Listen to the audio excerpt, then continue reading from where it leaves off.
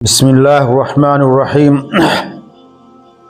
عن انس بن مالك رضي الله عنه قال كان رسول الله صلى الله عليه وسلم اذا دخل رجب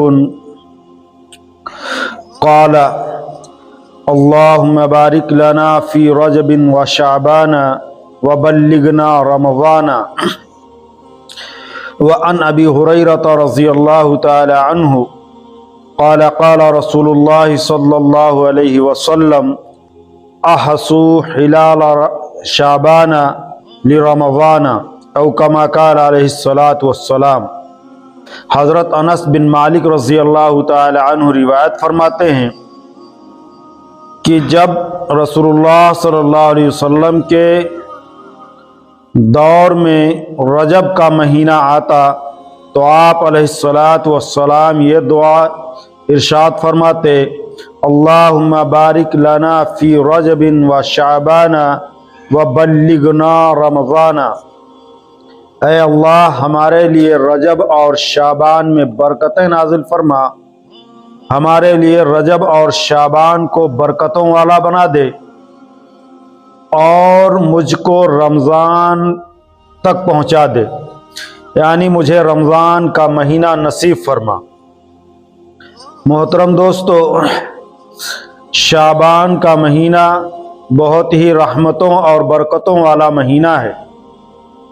امی جان حضرت عائشہ صدیقہ رضی اللہ تعالی عنہا ارشاد فرماتی ہیں کہ نبی کریم علیہ السلام اس ماہ مبارک میں یعنی شعبان کے مہینے میں کثرت سے روزے رکھتے تھے. حضرت عائشہ رضی اللہ تعالیٰ عنہ فرماتی ہیں کہ نبی کریم علیہ السلام جتنی کثرت سے ماہ شعبان کے روزے رکھتے تھے رمضان کے علاوہ کسی اور مہینے کے اتنی کثرت سے روزے نہیں رکھتے تھے. محترم دوستو، نبی پاک علیہ السلام ہمارے اور آپ کے لیے آئیڈیل اور نمونہ ہیں.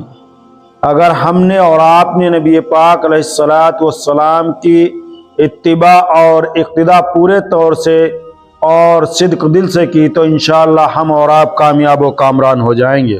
اس مہینے میں ایک رات شب برات ہے جو نصف شعبان کی رات ہے، یعنی 14 تاریخ کو. اس کو شب برات اس معنی کر بھی کہتے ہیں کہ اس میں اللہ تبارک و تعالی کی طرف سے نجات اور مغفرت کا وعدہ ہے. ماہ شعبان کی 15ویں رات بہت ہی فضیلت والی رات ہے. احادیث مبارکہ میں اس کے بہت سے فضائل وارد ہوئے ہیں اور اسلاف دین سے بھی منقول ہے، اور وہ اس میں عبادات اور ریاضات کا اہتمام کرتے چلے آئے ہیں.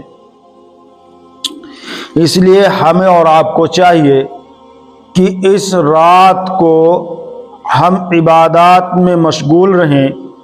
ہاں، یہ ضروری ہے کہ ہم جو بھی عبادت کریں وہ انفرادی طور پہ کریں، کوئی بھی عبادت ہم اجتماعی طور پر نہ کریں اور اس کو فرض اور واجب سمجھ کر کے نہ کریں. یہ نفل ہے اور مستحسن اور مستحب عبادت ہے. جو بھی ہم عمل کریں گے وہ ہمارا نفلی عمل ہوگا، مستحب عمل ہوگا، مستحسن عمل ہوگا. یہ واجب اور فرض نہیں ہے.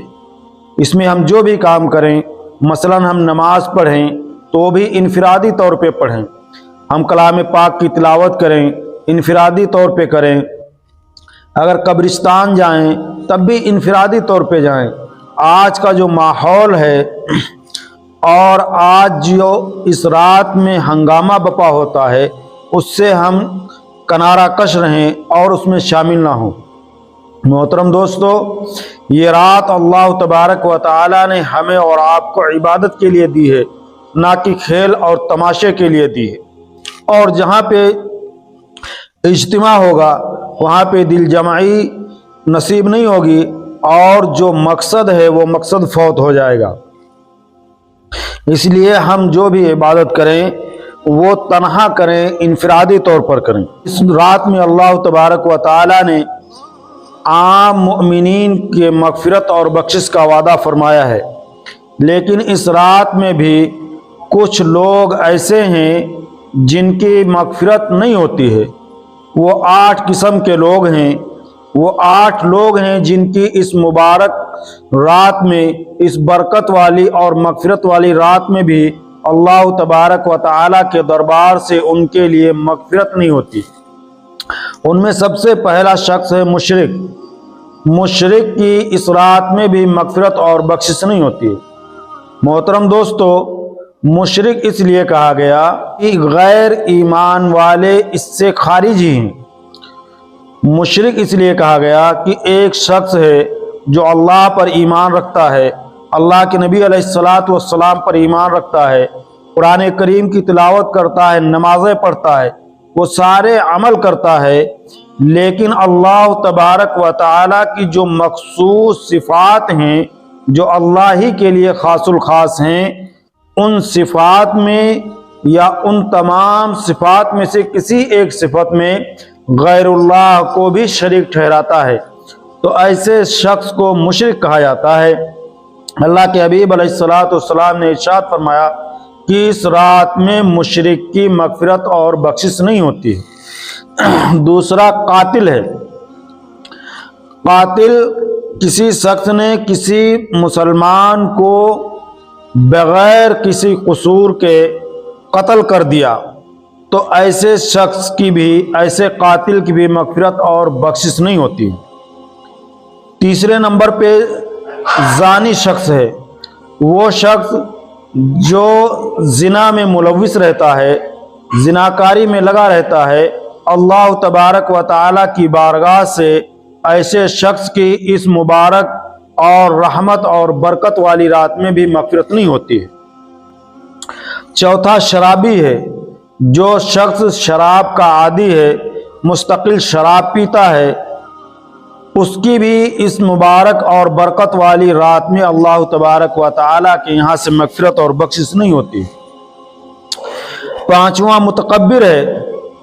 جس شخص کے دل میں تکبر ہو، گھمنڈ ہو، غرور ہو، ایسا شخص بھی اللہ تبارک و تعالیٰ کے یہاں سے اس مبارک اور برکت والی رات میں محروم رہتا ہے۔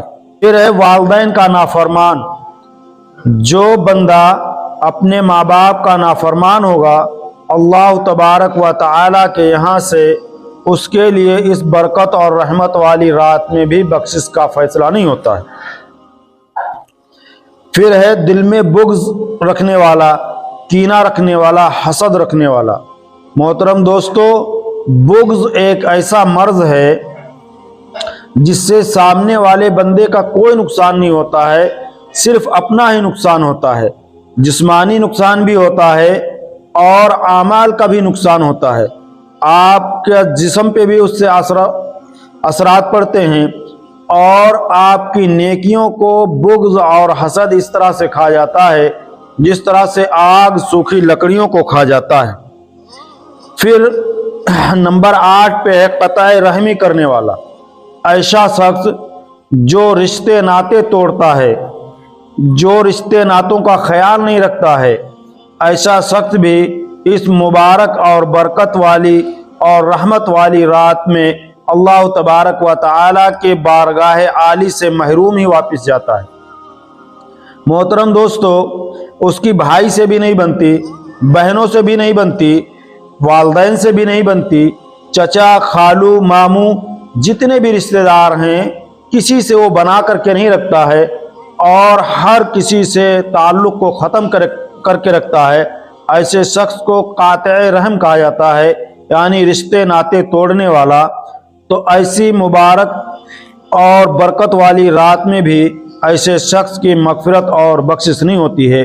اللہ تبارک و تعالی ہم سب کو اس رات میں عبادات کرنے کی توفیق عطا فرمائے، اور اپنے فضل و کرم سے تمام عالم کے مسلمانوں کی اور مومن مومنات، مسلم مسلمات کی سب کی مغفرت اور بخشش فرمائے، اور جو مسلم مسلمات، مومن مومنات اس دار فانی سے رخصت ہو چکے ہیں، اللہ تبارک و تعالی ان سب کی مغفرت اور بخشش فرمائے۔ جن کی مغفرت اور بخشش ہو چکی ہے، اللہ تبارک و تعالی ان کے درجات کو بلند فرمائے۔ وما علینا الا البلاغ۔